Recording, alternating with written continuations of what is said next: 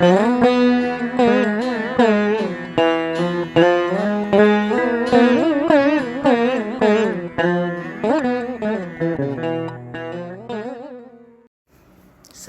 அகத்திய மகர்ஷிகள் திருவடிகள் போற்றி போற்றி. திருஞானம் பாகம் 2, 12 அத்தியாயங்களின் சுருக்கமான அருளுரை. ஈசனின் அடி தொழுதே அகத்தீசன் உரைக்கின்றேன். அன்னை சாரதை அருளிய திருஞானம் எனும் நூலில் பாகம் 2 என்பது இறை ஒளி குறித்தே எண்ணற்ற கருத்துக்களை எடுத்துரைத்துள்ளது. இருப்பினும் சுருக்கமாக அறிய வேண்டும் எனில் அதிமுக்கிய கருத்துக்கள் குறித்தே அறிந்திடல் வேண்டும். 12 அத்தியாயங்களும் ஒரு தனித்த கருத்தினை முக்கியமாய் எடுத்துரைக்கும். அதனை குறித்தே விளக்கமாய் அறிந்திடுவோம். 1.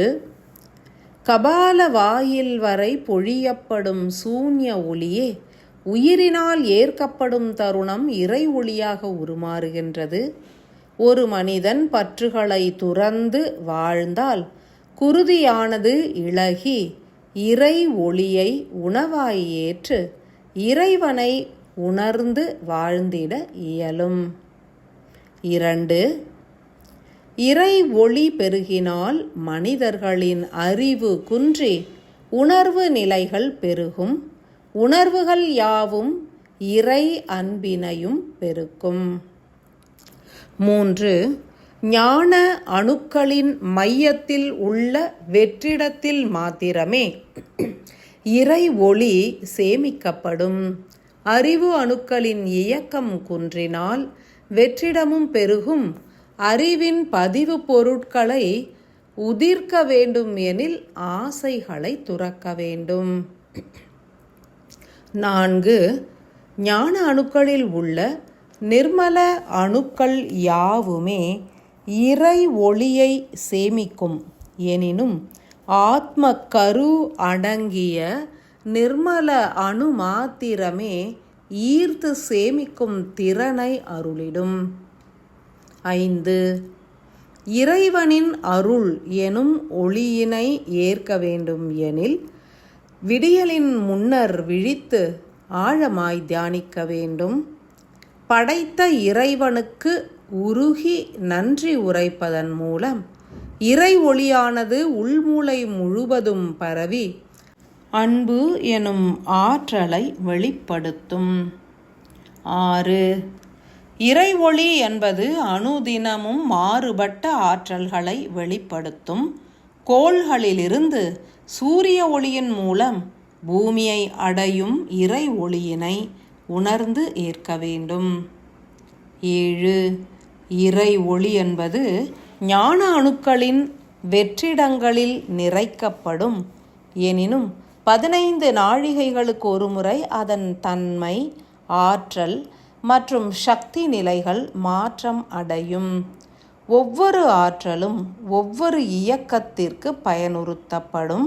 அதன் மூலம் மனிதர்களின் இயக்கமானது ஒவ்வொரு நாழிகையும் மாற்றம் அடையும். 8.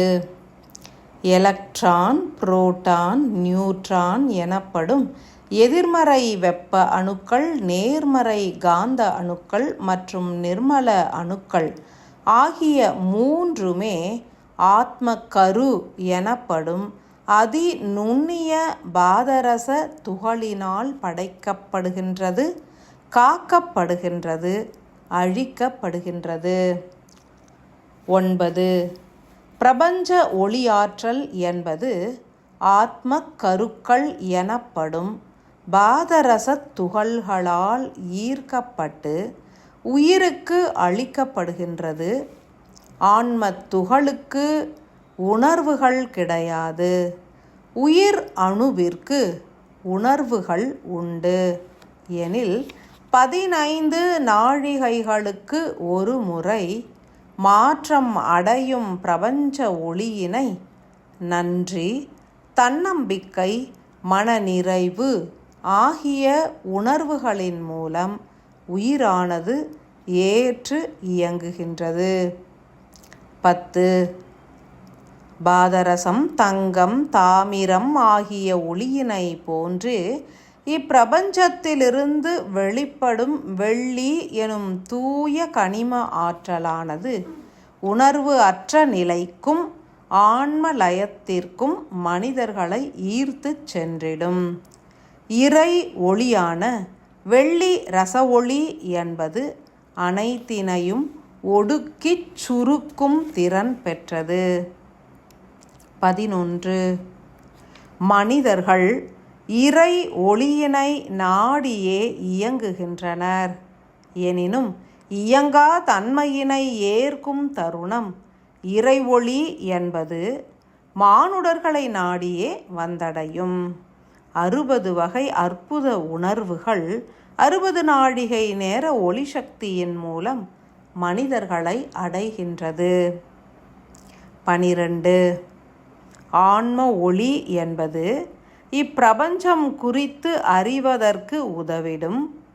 இறை ஒளியே அதன் தன்மைகளை புரிந்து தெளிவதற்கு உதவிடும்.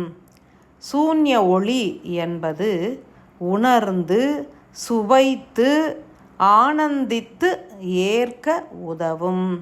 இப்பிரபஞ்சத்திலிருந்து வெளிப்படும் வெவ்வேறு ஒளி ஆற்றல்களை உணர்ந்து ஏற்பதே மானுடர்களின் கடமையாகும்.